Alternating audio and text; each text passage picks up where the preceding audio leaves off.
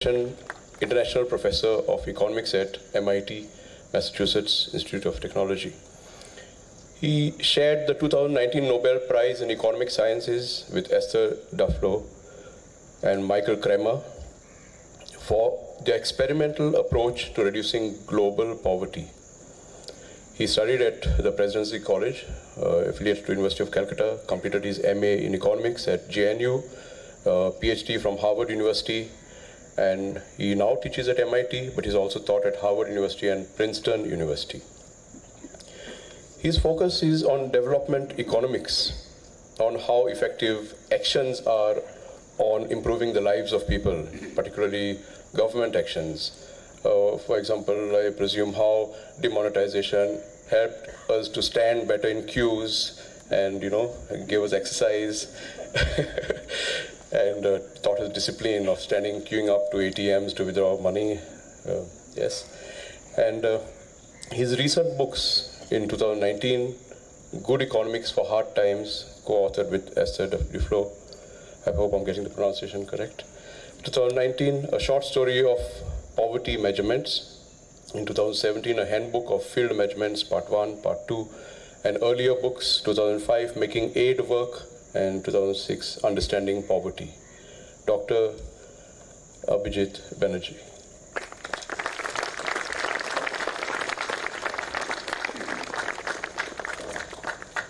Those are hard acts to follow. I'm not looking forward to this. I mean, this is both my friend Vivek Menezes and General Cardozo are amazing speakers, and I'm not. And I know that. So it's going to be, this is the time when you can take your nap before the real action begins. Interestingly, Jose was very kind to mention many of our books. The book I actually want to talk about is a book from 2011 called Poor Economics. It was a attempt that Esther Duflo and I made to, at that point, about this 2009, 2010. And in fact, we wrote a substantial part of it in Goa. That's why I thought it was an appropriate book to come back to. And it was a book with where we were trying to think about, I guess has sold many more than any of our other books and has been translated into many, many languages. I just saw the Malayalam translation. I'm waiting for the Konkani translation of that book. So the point of that book, and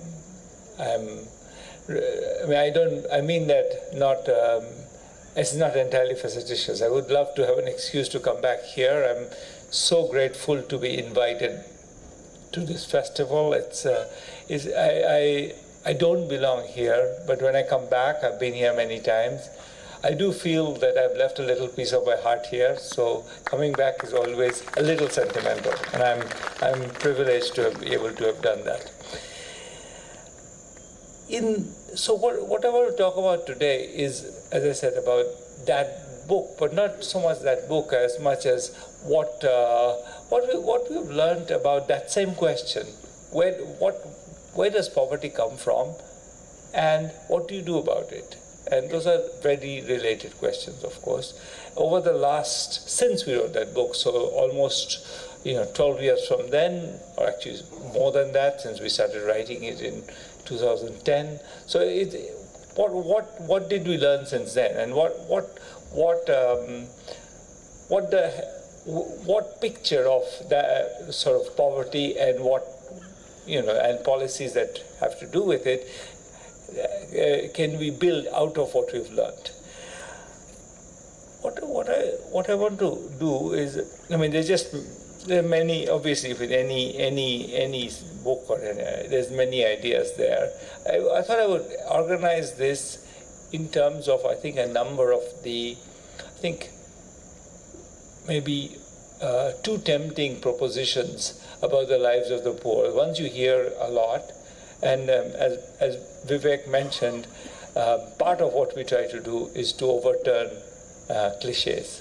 And so let me start with a set of cliches about the lives of the poor. And I'm going to basically go through one at a time, telling you what we've learned sort of around that cliche. So the first cliche, I think, and maybe the most dangerous one, is that the poor are poor because they're unproductive, because they just are not able to be able to produce. So in some sense, of course, that's, if they could produce build a Tesla and sell it, they would be rich. But that's sort of the wrong question. The question is are they intrinsically unproductive, or is it the case that they are that to be productive, even if you have all the talent in the world, you need something else. You need investments, you need opportunities, you need connections, you need friends, you need security, you need the confidence. And maybe all of those things are hard to have if you're poor. In other words, maybe the ultimate cause of poverty is poverty. Poor people are poor because they start poor, because their parents were poor, because they were plunged into poverty before they had any option and stayed there. The reason why that's a view that in economics is sometimes called a poverty trap. Poverty is the explanation for poverty. The reason that's important is that in some sense, maybe once you recognize that it could be a trap, what's exciting is the possibility of unraveling. If poor people are poor because they are poor, then maybe if you make them a little less poor, they would no longer stay poor. Because if they're trapped, can you spring the trap? That's a question in poor economics. We had posed that question, but really with not much of a sense of what the answer would be.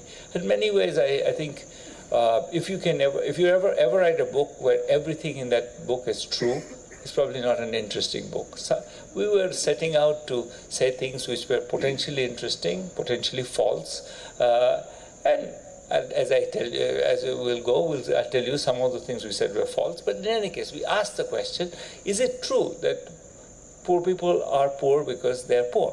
Is it the case that if you spring them from the trap, you actually will they will keep going and keep diverging from other people? What would happen if you spring them from a trap? So and this was in the days when we didn't really have enough evidence on this question. The work that we were awarded the Nobel Prize for is largely work of randomized control trials. What we do is we conduct large scale means often millions of people, but sometimes only thousands or many hundreds of people. And the idea is if you choose two groups or many groups at random from that population, and you give them different opportunities or different options, and you compare them, because you've chosen at random, those groups are the same. And because they're the same, you can compare them, and you can therefore learn what the true difference is. So that idea, which is the same idea as a drug trial, but conducted at an enormously larger scale. Drug trials have 60 people. We often have 13 million, so it's a different kind of exercise. But nonetheless, same idea. It often gives you a reliable answer to the question: what is it that the effect of a particular intervention is?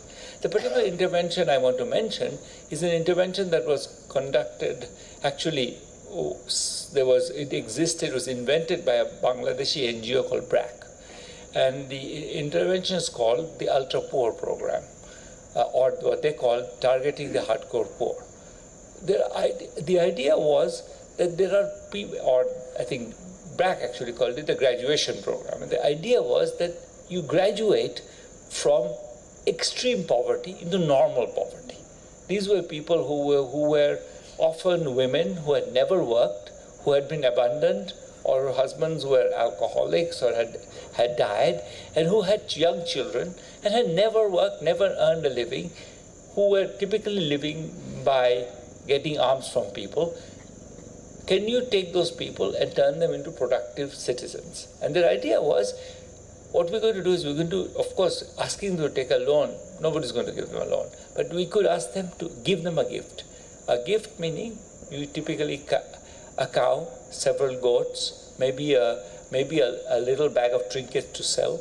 And we tell them, do your best, and there's someone around to encourage them to keep doing that. This was the intervention they had pioneered. And we studied that actually in 7 countries at the same time, in India, in Pakistan, in Bangladesh, in Peru, in Ghana, in Ethiopia, in Honduras. And the point of studying them was to look, is it really the case that suppose I take these people who are the poorest of the poor and we give them something,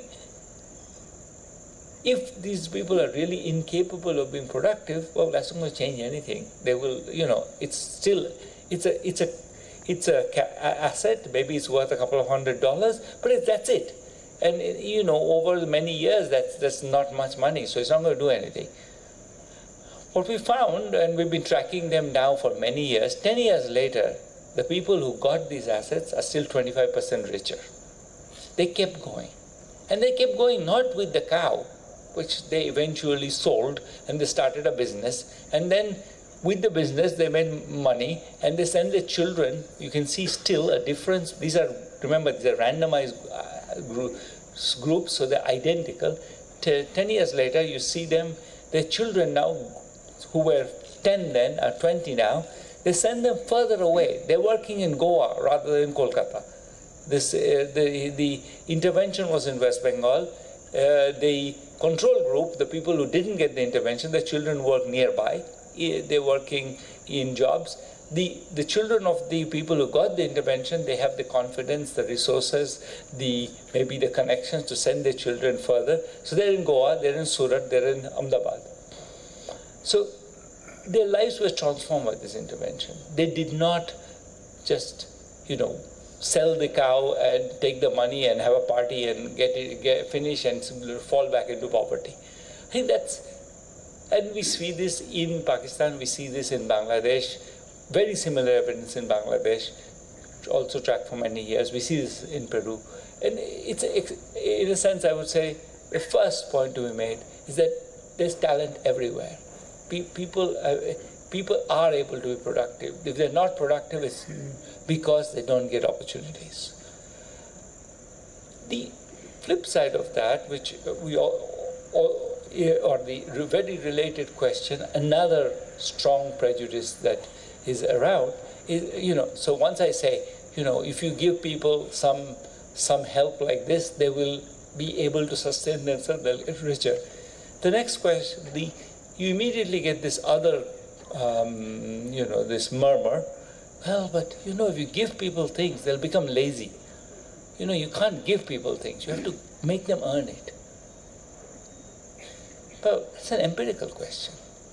It's not about, we can, all the wisdom about human nature, I'm afraid, doesn't answer most of these questions. We can have we can quote all the experts and, read, whatever, Nietzsche and the Bhagavad Gita, but eventually I think we need to look at the data. And when we look at the data, what is remarkably clear is that, and we've now looked at randomized control trials, I think something like 15 of them across the world, but in each case people were given a free income or a free asset, and we look at what happens. In every case, the main point is that nothing happens, either nothing happens to labor supply, they don't work less, they don't work more. Many cases, nothing changes. They continue to work as much as they were working. Making them any richer doesn't make them lazy. Or, in some specific cases, they actually become more productive. They become more confident because they feel a little bit more value, they feel a little less depressed, and they actually undertake harder tasks. So in other words, yes, we can help people.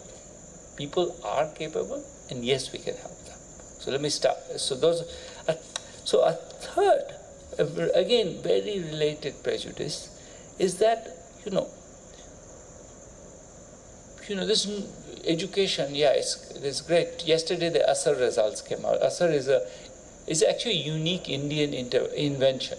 It's Pratham is an NGO here, invented the idea that you could actually measure results, the performance in education district by district in India without using professionals, by using volunteers, and you can do it at a scale. Yesterday they released the results, annually they do it.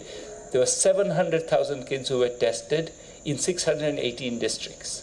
That's an exercise that other countries have now imitated, but we invented it. We sort of don't take credit for the things that we really do well.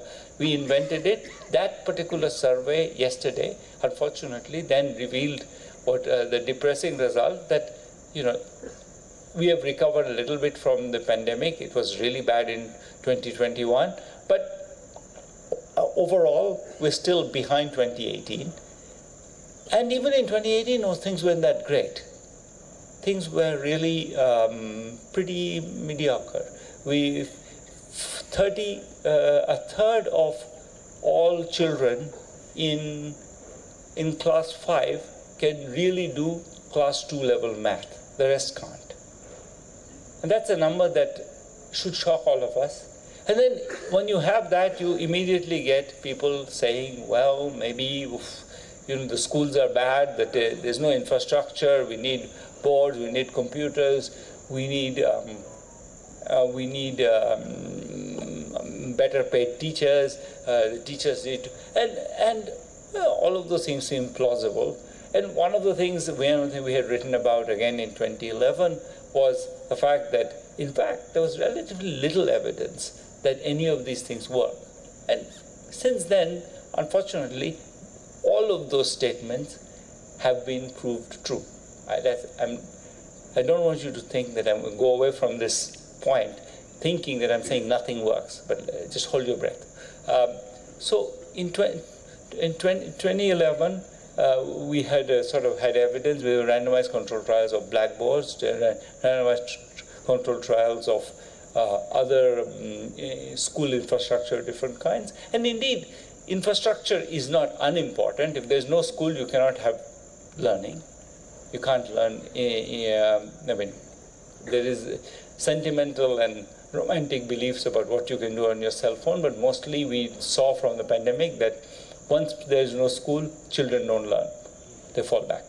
So you need a building. But I think the basic fact now from many more studies since in the last 10 years is that infrastructure doesn't matter so much, nor does really very little evidence for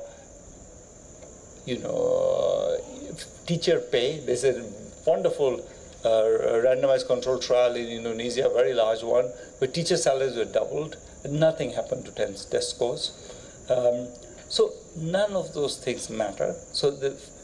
And in other words, the children are not learning, and they're not learning because of the these expensive things that can you put in the school. So when you say that to people, they say, well, maybe it's really that they can't learn. Maybe it's just these children, they're malnutrited. They didn't get they didn't get to eat when they were enough when they were in the mother's womb, and so they are really not able to learn. And there is a large and influential view saying that. I'm sure it's important to and I'm glad that the government of India has, under Nipun, taken on the idea that early childhood is important. It's important that children get the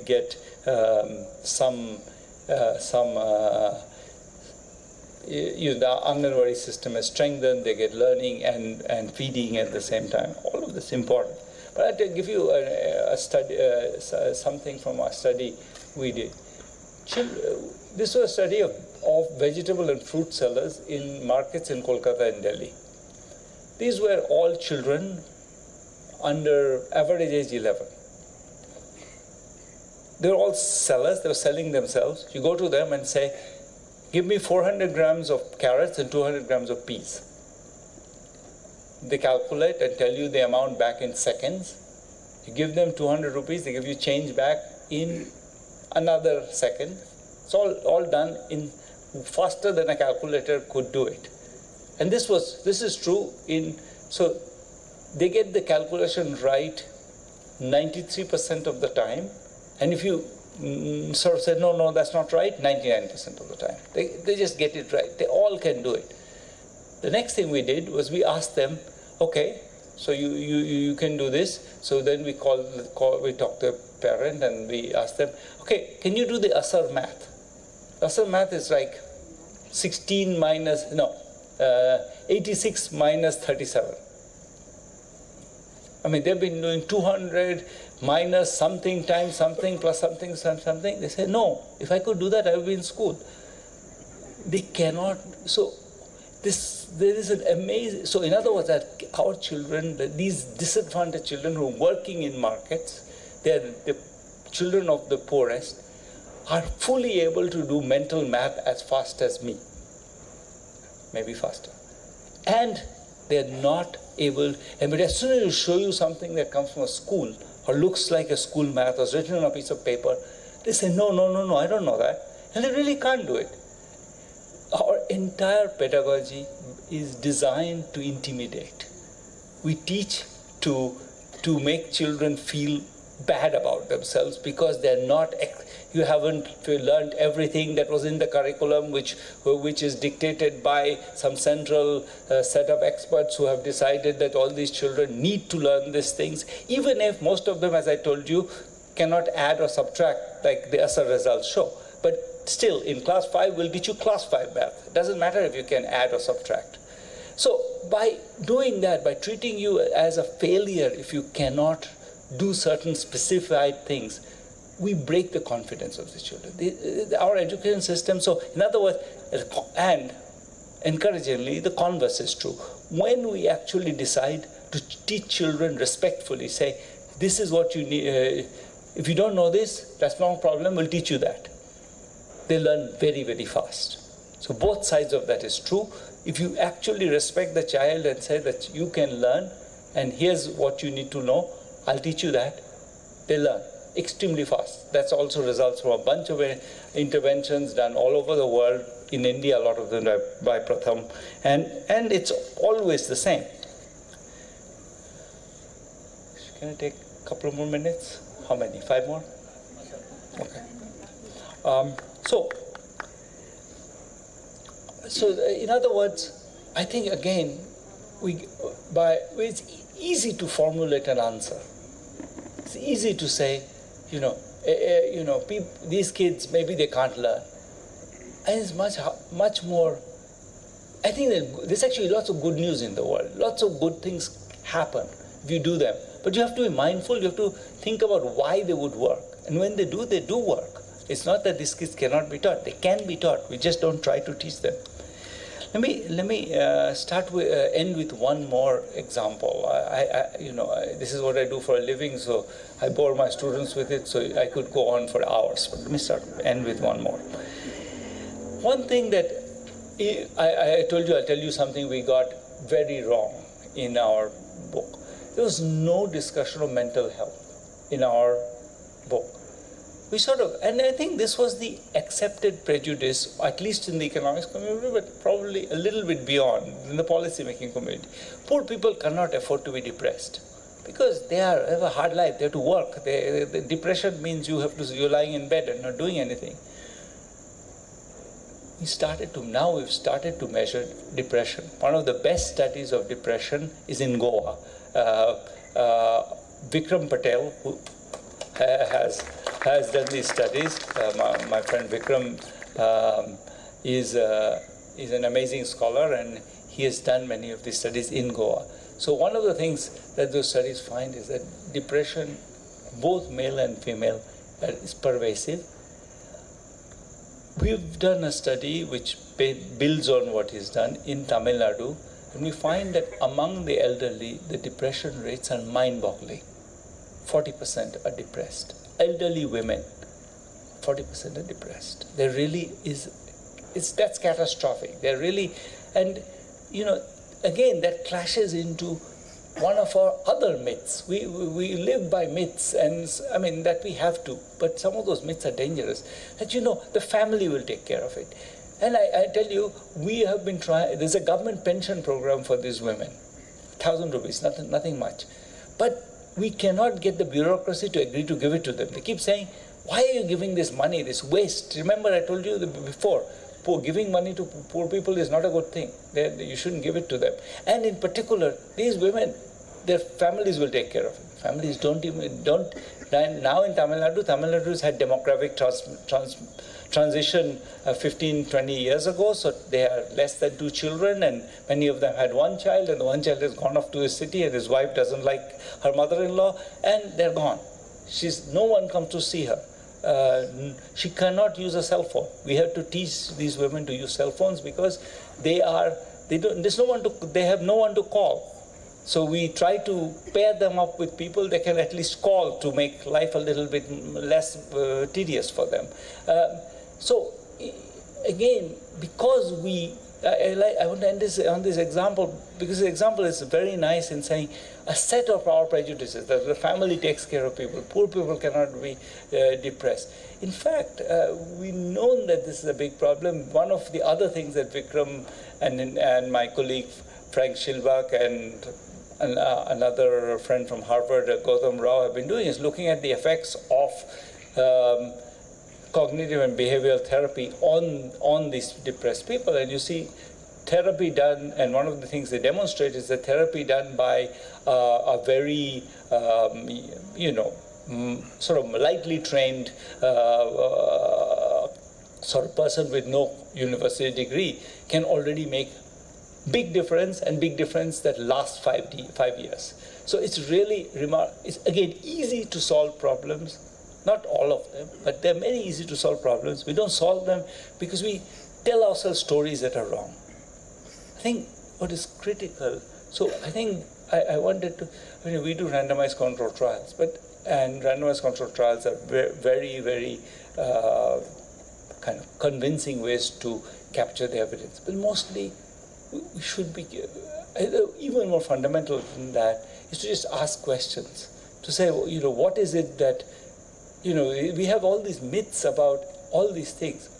Why do I believe this? Where did that come from? What convinced me of that? Is it just my introspection about human nature, or is it there's something that holds on to it? And I think if we did a little bit open our eyes, I think we would build a better world. Thank you.